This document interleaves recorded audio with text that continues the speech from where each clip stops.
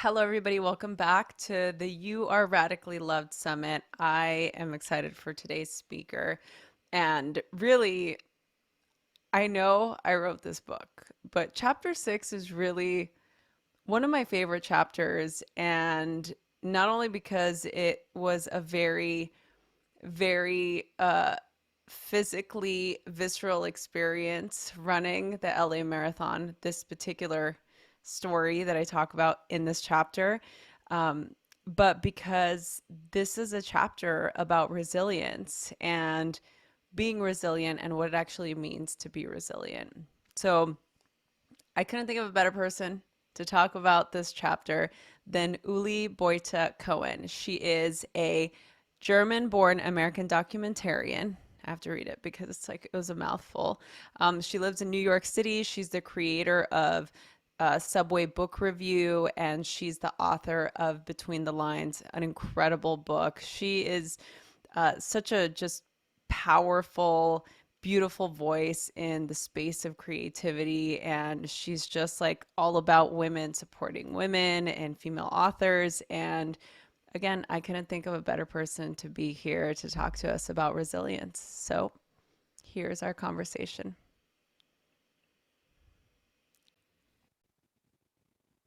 Uli, thank you so much for being here. We loved having you on the Radically Loved podcast. And I obviously followed your entire book tour for Between the Lines. I was just so fangirling.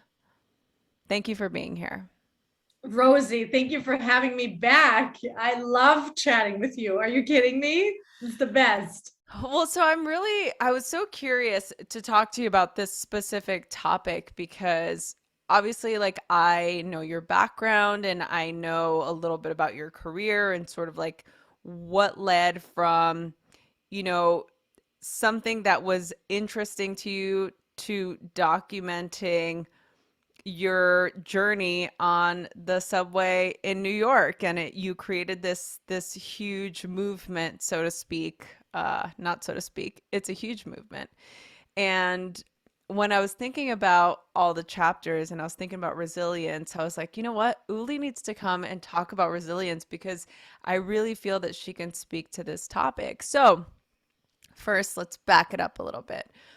What, in your experience, of your life, your career, especially as a woman in this creative space, what is the first thing that comes to mind when you think about the word resilience? Like, what does it mean to you? To me, resilience is how you deal with rejection and how you deal with people not being able to see your reality, because that's what it comes down to, right? Like, we're all people who live in our heads and we have these great ideas and we have these great visions. And in our mind, everything makes perfect sense, right? Yeah. We can see the path. We know how we want to get there. We know who we want to become and who we are, and hopefully where we're coming from, right? To us, our reality is like crystal clear most of the time. Sometimes it's murky, but even if it's murky, it's very clear in how murky it is. You know what I mean? Like, Yes.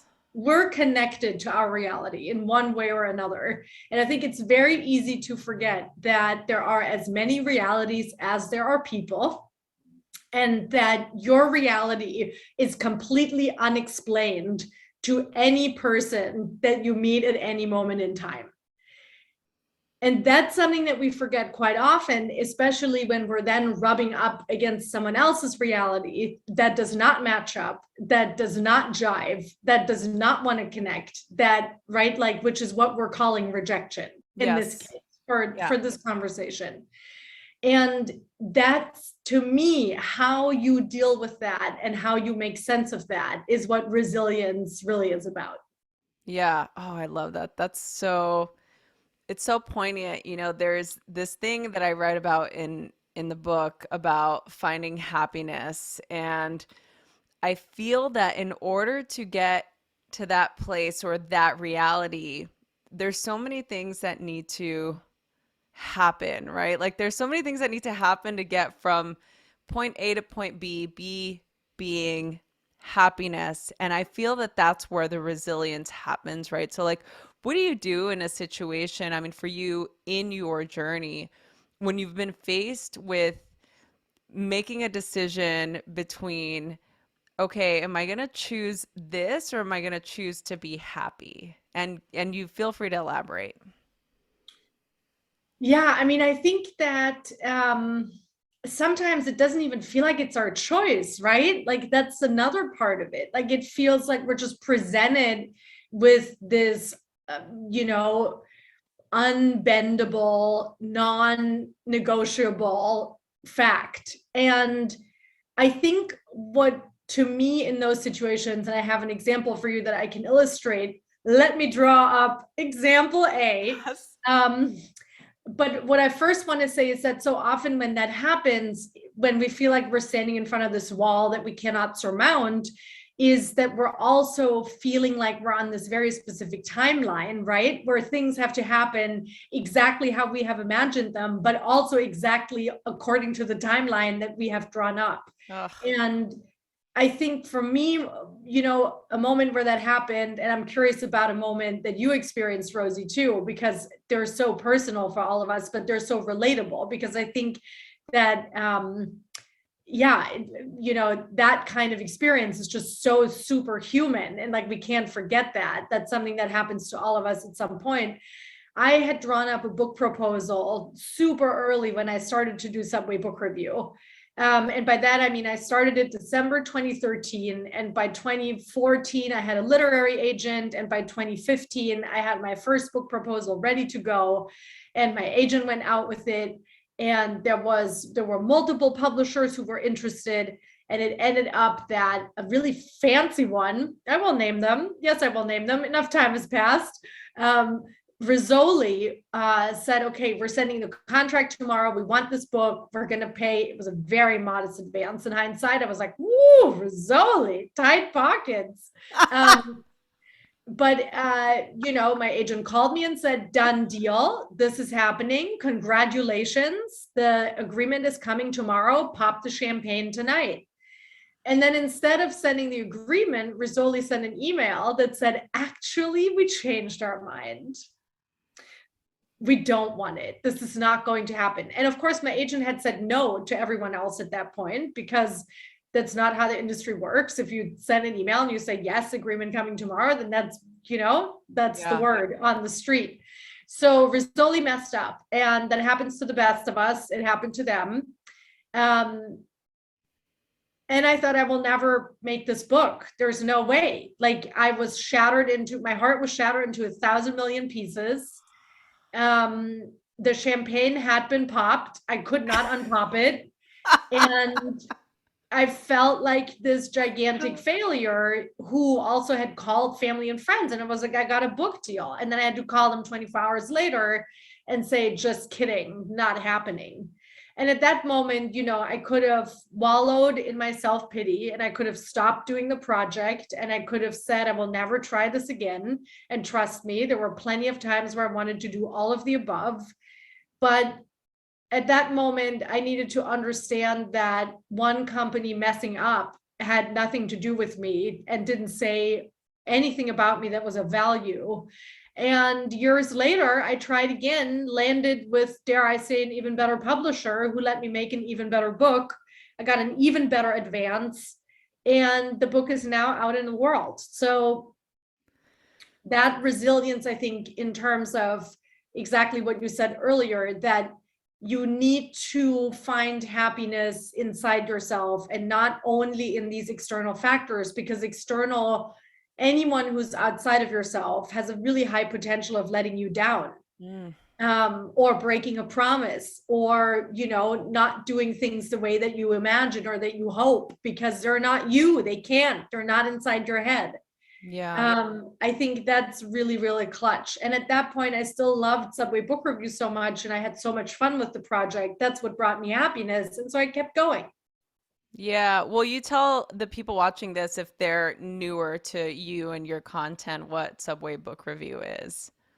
Sure. I talk to people on the subway about what they're reading, and through that, I get a snapshot what's on their mind and who they are, but also who they want to become, because books are really beautiful portals into our minds and into our identity. And I've been doing that for over 7 years now. And my book, Between the Lines, it's not around right now. I was going to hold it in the camera. It's packed up for my mom. I'm traveling to see my parents tomorrow, so it's all packed up.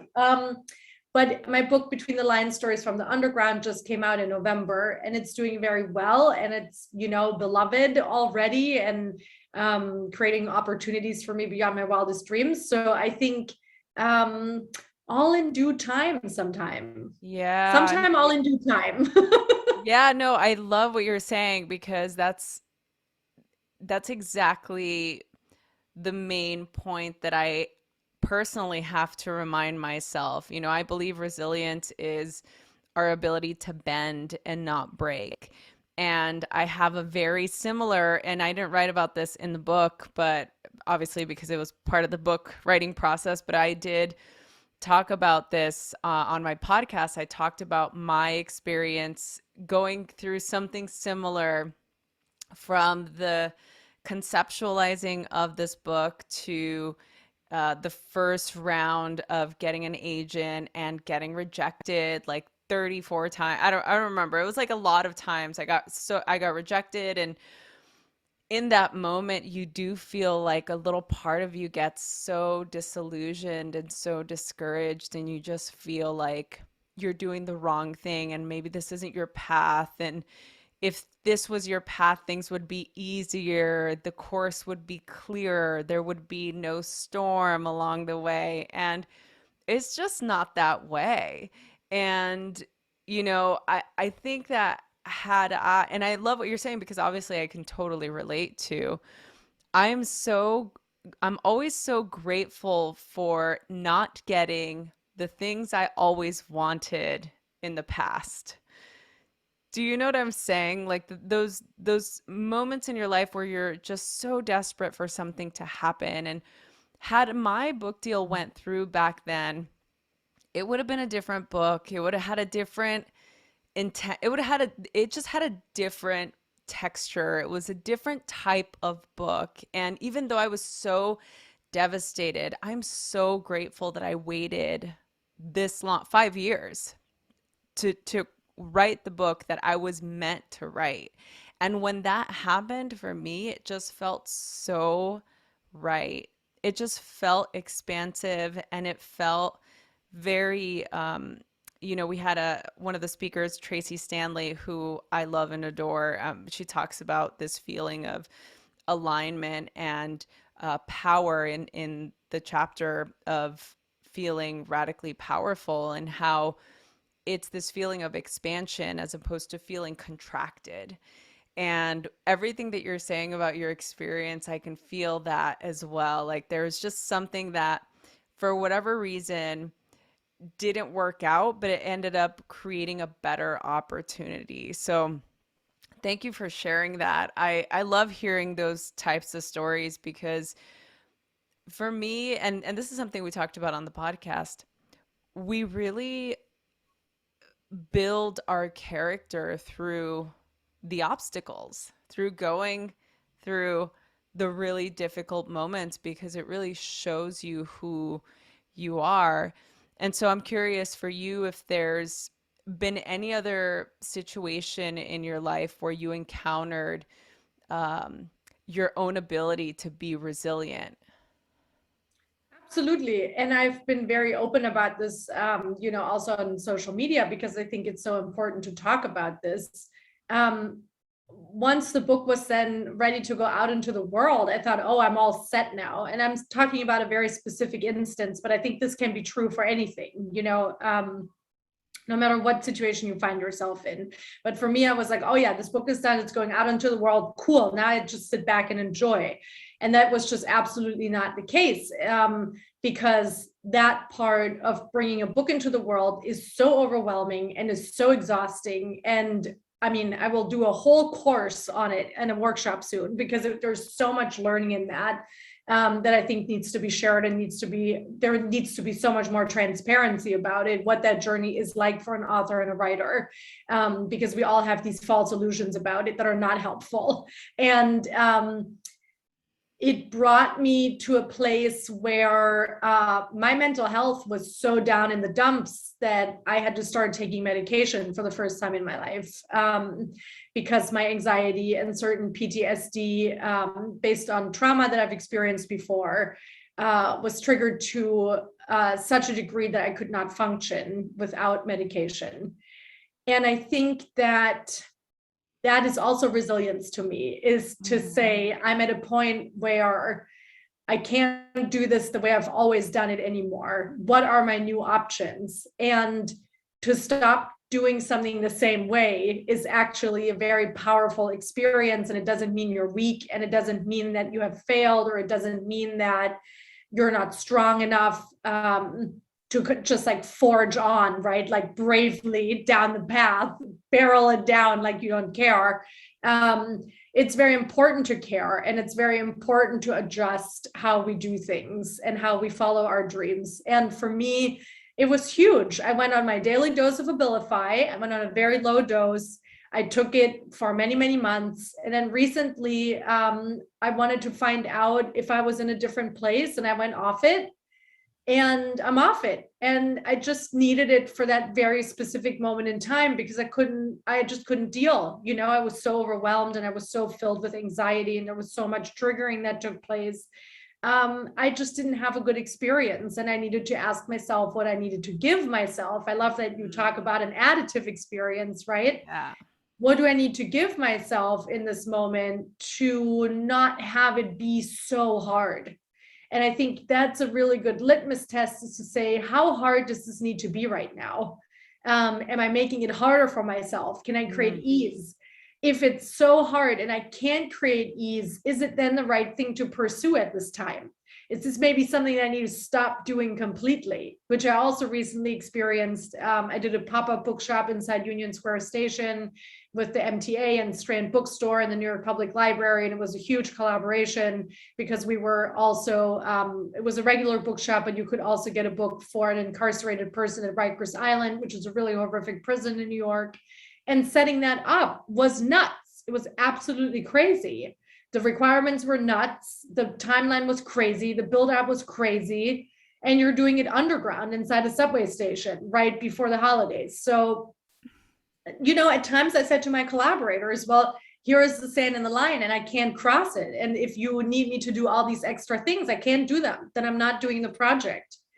And they said, no, we want you to do it. Let us handle it. You know, I think it's really, really good to know also what your breaking point is, and what your boundaries are, and what you can achieve on your own under good terms, and where you have to say no. Yes. Oh, I love that. And I can absolutely get in line with that as well. And I really love what you're saying too, because essentially it definitely resonates with this idea of resilience, because what you're saying, even though we're in this space of rebuilding or discerning what is serving our highest good, we can still find those moments of peace and find those yeah, those moments in time where we can draw the line in the sand, and we can set our boundaries, and we can say, okay, this isn't serving me. I mean, what I love is that you were able to have the foresight to say to yourself, okay, this is too much, right? Like, this is just too much. And I know that you are a go-getter, and that you can probably do a lot of things on your own without any help. But I really do. And so I think about that. I'm like, man, Uli must have been like really overwhelmed if she was like, okay, no, this is enough. And I feel that a lot of us in this space can tend to burn the candle at both ends, essentially. And I feel that this is really common with women, right? We do this sort of burning the candle at both ends, doing all of the jobs. I mean, I'm my marketer, I'm my publicist, I'm the person that reaches out to my guests, I upload my podcast, I still do all of my website update. I mean, I still do a lot of things myself. Even though I can have somebody do all of these things, I'm still the one that's handling it all, you know? And I know that there will be a point where very soon, maybe by the time that everybody's watching this, where I'm not going to be able to do all that. And that's okay. And I'm willing to release that task or that control in order to maintain that part of myself so that I don't push myself to the edge. And so I want to be respectful of your time. Thank you so much, Uli. You are a true inspiration, and I said this in the beginning in the intro, like before you came on, that I couldn't think of a better person to talk about this topic. And I've been following you for a while now, and I really love everything that you're doing. And you're somebody that's extremely authentic and devoted to your work, and your level of heart and care into everything that you do really is transmitted to us, the receiver. So thank you so much for doing that and for being here and for being a part of the Radically Loved community. For the people that are watching this, where can they go for more information if they want to connect with you? You can find me at the UBC on Instagram. You can find me at Subway Book Review on Instagram. And I hope you come to the website, www.subwaybookrareview.co, and sign up for the newsletter, which only comes out once a month. It's very gentle. It only comes to you once a month. I do not spam. And it has good book recommendations, and you'll be up to date with all of my shenanigans all the time. Uh, And I just want to say thank you, Rosie. Thank you for bringing us together and for letting us talk about and digest these important topics. I also want to say in resilience is the word silly. And that to me means that we cannot forget to have fun. You know what I mean? Like we, it's misspelled, obviously, but let's just pull it out. Silly is part of resilience. oh Like, my I God. think we need to remember, especially as women, that we also deserve to have a lot of fun, and Yeah. that we do not need to bear the weight of the world on our shoulders every single freaking day. Because I've never met a woman who was not a phenomenal multitasker and who was not doing 15 times more than her male counterpart. So we also deserve lightheartedness. We deserve silliness. We deserve to have fun. And I think out of resilience comes that, because when you have climbed that mountain, you better be standing on that mountaintop shouting from the top of your lungs how much of a freaking champion you are. Oh, man. And now everybody sees why Uli is the business. Thank you so much. So definitely sign up for her newsletter. All of the links that Uli mentioned will be below in the description. So be sure to follow her on all her socials and definitely sign up for the newsletter.